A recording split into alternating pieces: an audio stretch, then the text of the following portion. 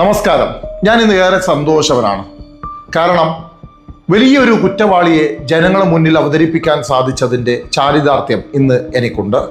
Kasaragod Bekalam police station പരിധിയിലെ ഒരു കുറ്റകൃത്യം വാർത്തയായി ഞങ്ങൾ ആദ്യം പുറത്തു കൊണ്ടുവരുമ്പോൾ ഒരു കാര്യം പറഞ്ഞിരുന്നു. ഇതൊരു സാധാരണ വെബ്സൈറ്റ് വാർത്തയാക്കി ഒതുക്കി തീർക്കാൻ ഞങ്ങൾക്ക് താല്പര്യമില്ല. അന്ന് ആ വാർത്തയുടെ തിരികൊളുത്തുമ്പോൾ ഞങ്ങൾക്ക് കൃത്യമായ ബോധ്യമുണ്ടായിരുന്നു ഞങ്ങൾ എന്തിനാണ് കൈവെക്കുന്നതെന്ന്. ശവന്തീനികളോട് പോലും ഉപമിക്കാൻ പറ്റാത്ത മനുഷ്യരൂപമുള്ള ഒരുപാട് നികൃഷ്ട ജന്മത്തിന്റെ തനിനിറമാണ് ഞങ്ങൾ പുറത്തുവിട്ടത്. ആദവനാണ് AK മുഹമ്മദ് എന്ന പണ്ഡിത വേഷധാരിയുടെ പോക്സോ കേസിന് അന്ന് ഞങ്ങൾ തിരികൊളുത്തിയെങ്കിൽ ദാ ഇന്നിപ്പോൾ കേരളക്കരയെ നടുക്കിയ ഒരു ആറ്റം ബോംബായി മാറി പൊട്ടിത്തെറിച്ചിരിക്കുകയാണ്. ബേക്കലം പോലീസ് സ്റ്റേഷനിലെ കേസ് വെറുമൊരു തുടക്കം മാത്രമായിരുന്നു. തൃശൂർ വടക്കാഞ്ചേരിയിൽ 7ഓളം കേസുകളാണ് ഇയാൾക്കെതിരെ രജിസ്റ്റർ ചെയ്തിട്ടുണ്ടായിരുന്നത്. അവിടെയും കൊണ്ട് തീർന്നില്ല. തിരൂരിൽ 4ഓളം പുതിയ കേസുകളാണ് കഴിഞ്ഞ ദിവസം ഇന്നലെ രജിസ്റ്റർ ചെയ്തിരിക്കുന്നത്. ഇതിൽ 2 കേസുകൾ അതീവ ഗുരുതരമായ പോക്സോ വകുപ്പുകൾ ചുമത്തപ്പെട്ടവയാണ്. അതീവ മൃഗീയമായി പീഡിപ്പിക്കപ്പെട്ടവയാണ്. വടക്കാഞ്ചേരിയിലെ ഒരു കേസും സമാന രീതിയിലുള്ളതാണ്.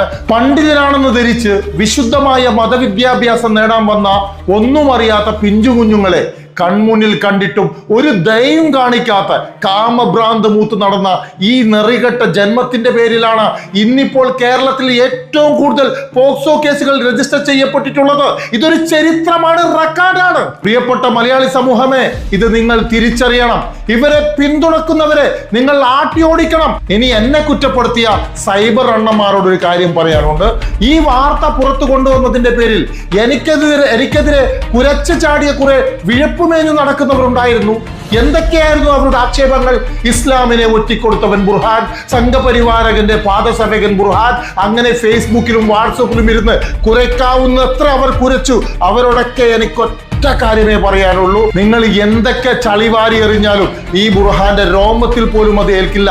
കാരണം ഞാൻ ജനങ്ങളുടെ മുന്നിൽ എത്തിക്കുന്നത് കൃത്യമായ സത്യമാണെന്നുള്ള ഉറച്ച ബോധ്യം എനിക്കുള്ളപ്പോൾ നിങ്ങളുടെ പരിഹാസമോ ആക്ഷേപമോ എനിക്ക് ബാധിക്കുന്നില്ല എന്നുള്ളത് തിരിച്ചറിയുക. കഴിഞ്ഞ 10 വർഷമായി നിങ്ങൾ ഏതൊക്കെ രീതിയിൽ ആക്ഷേപിക്കാൻ ശ്രമിച്ചിട്ടും എനിക്കൊരു തരി പോലും മാറ്റമില്ലാത്തത് എന്താണെന്ന് തിരിച്ചറിയാനുള്ള ബോധമെങ്കിലും നിങ്ങൾക്ക് വേണം. ഞാൻ ആ വാർത്ത പുറത്തുവിട്ടപ്പോൾ ഇവരുടെ വെട്ടുകിളി കൂട്ടങ്ങൾ ഒന്നാകെ എൻ്റെ ഫേസ്ബുക്കിലോട്ട് കയറി വന്നു. എന്നിട്ട് എനിക്കെതിരെ അക്രമം തുടങ്ങി. അപ്പോഴാണ് ശരിക്കും ഞങ്ങൾക്ക് തൃപ്തിയായത്. ഞാൻ കൈവച്ചിരിക്കുന്നത് കൃത്യമായ ഇടത്തിൽ തന്നെയാണെന്ന് കൃത്യമായ ബോധ്യം വന്നത് അപ്പോഴാണ്. ഇനി ചില ആളുകൾ